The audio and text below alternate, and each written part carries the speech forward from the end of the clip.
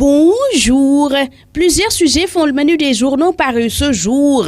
Réumi Quotidien s'intéresse principalement à la crise au Parti socialiste et nous liste les leçons à tirer pour toute la classe politique. L'analyste de ce journal note que le PS a certes réussi à avoir quelques ministères et surtout la présidence du Haut Conseil des collectivités territoriales, mais cela ne fera qu'aggraver les dissensions internes car ils sont nombreux dans le parti à penser que c'est justement à cause de ces avantages que Tanor et compagnie veulent sacrifier le Parti socialiste. En tout état de cause, une fois le PS arrimé sur les positions de l'Alliance pour la République en 2017 lors des législatives, il lui sera difficile voire impossible d'avoir un candidat en 2019 lors de la présidentielle, fait savoir Hassan Somb à lire à la page 4 de Réumi Quotidien où le piroguier nous fait part de l'agenda de Khalifa Sall et compagnie. Il s'agit selon le chroniqueur de Réumi Quotidien premièrement d'œuvrer à conserver la force de la coalition Taxawu Ndakaaru qui s'est confirmée aux élections territoriales, deuxièmement gagner Dakar et troisièmement miser en même temps sur un consistant pourcentage à l'échelle nationale avec au moins 2 à 5 députés.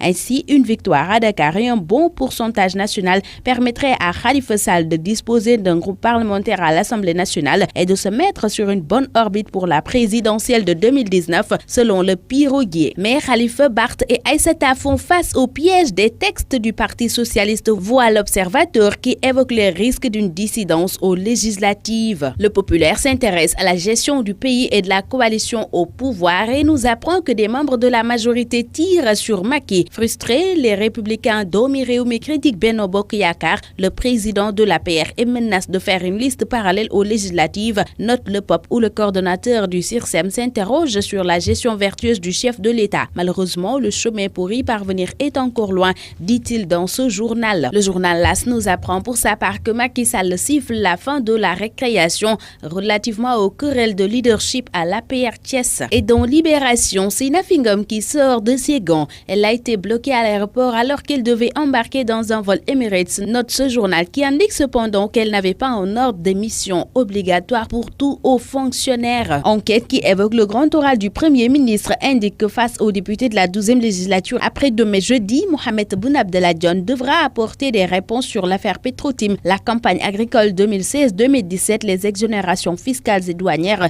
et le respect des libertés entre autres questions d'actualité. Dans un autre registre, le quotidien informe que le chef de l'État qui présidait hier l'inauguration de l'axe Diamniadio-AIBD Sindia a décliné son ambition en termes d'infrastructures autoroutières. Macky Sall veut réaliser un réseau autoroutier de 221 km d'ici 2019, note ce journal qui titre Macky veut rouler à 221 km et Sud Quotidien nous apprend pour sa part que Macky Sall pousse les Sénégalais à payer la note pour le remboursement des frais de la construction du péage. Il a en effet appelé les usagers de la route à davantage emprunter l'autoroute à péage. Cela contribuera à alléger le poids de la dette étatique envers l'entreprise responsable de l'exploitation, note ce journal. Et dans le journal Observateur, le président Macky Sall soutient que le péage n'est pas une option, c'est une nécessité. Walf Quotidien explique pour sa part comment l'État extorque des milliards aux entreprises. Le secteur privé manifeste son ras-le-bol, indique ce quotidien. Réumi Quotidien rapporte au même moment un scandale à Rufisque.